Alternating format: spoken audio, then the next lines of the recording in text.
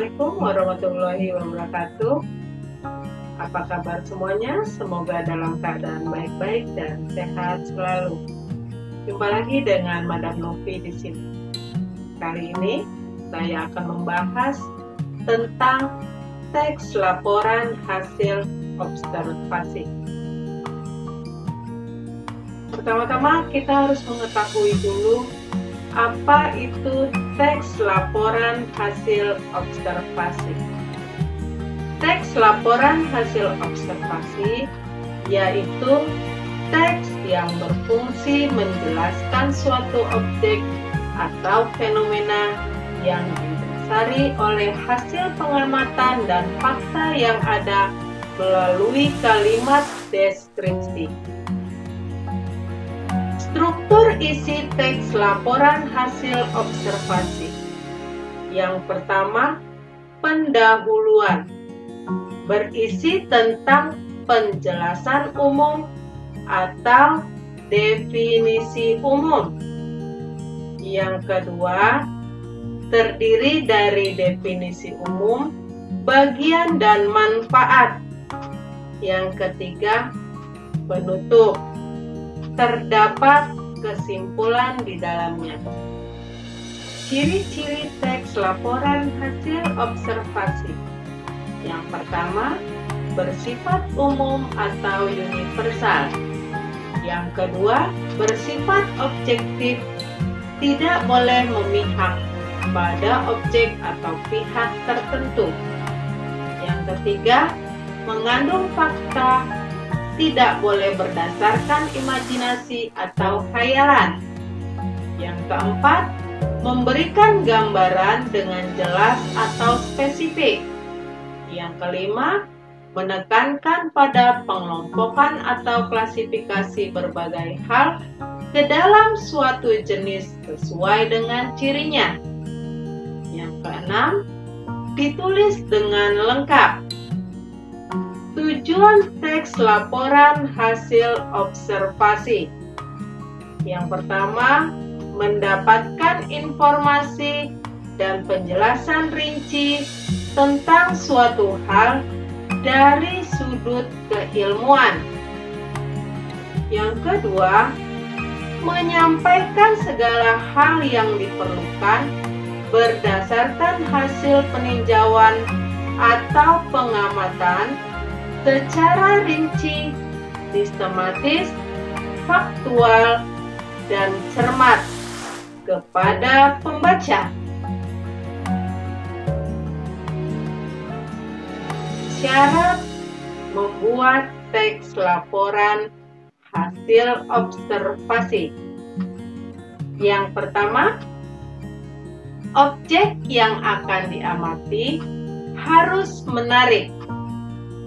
Yang kedua, objektif. Yang ketiga, disusun secara sistematis.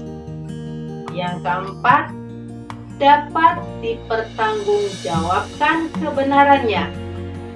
Yang kelima, menggunakan bahasa yang efektif dan logis. Terdapat pernyataan dalam penyusunan teks laporan hasil observasi. Yang pertama ada what. Apa? Who. Siapa? When. Kapan? Where. Di mana? Why. Mengapa? How. Bagaimana? Kita dapat mengambil salah satu contoh teks laporan hasil observasi.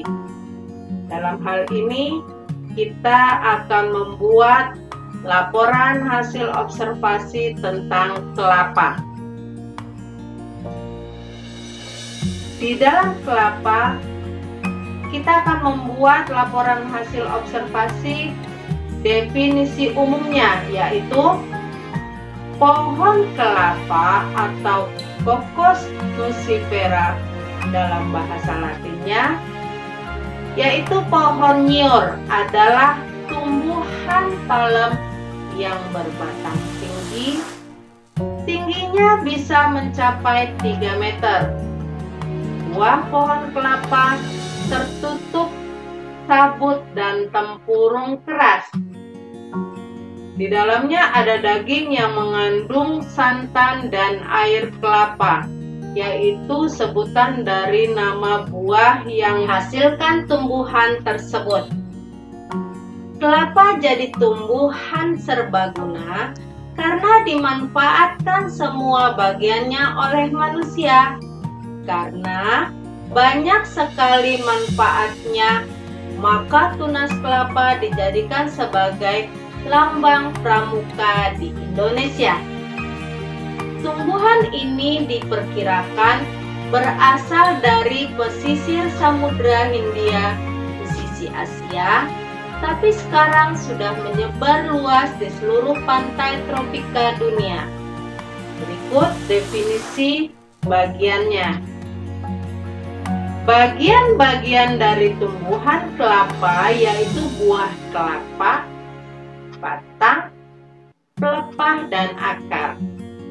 Buah kelapa terdiri dari kulit luar, sabut, tempurung, kulit daging, daging buah, air kelapa, dan lembaga. Pohon kelapa atau pohon nyur ini sudah ada banyak sekali di bagian-bagian tepi pantai di Indonesia. Berikutnya definisi manfaat. Berdasarkan penelitian yang ada, kelapa dipercaya atau diyakini bermanfaat untuk menyembuhkan berbagai penyakit seperti wasir, luka bernanah, disentri, kolera, dan TBC. Selain itu, buah kelapa juga bagus untuk mengobati keracunan karena berikutnya definisi penutup. Para dokter, terutama dokter gigi, juga meyakini kalau kelapa bisa juga mencegah gigi berlubang. Sedangkan batang pohon kelapa sangat bermanfaat untuk pembuatan janur, membungkus ketupat, dan lain sebagainya. Itulah tadi pembahasan tentang teks laporan hasil observasi.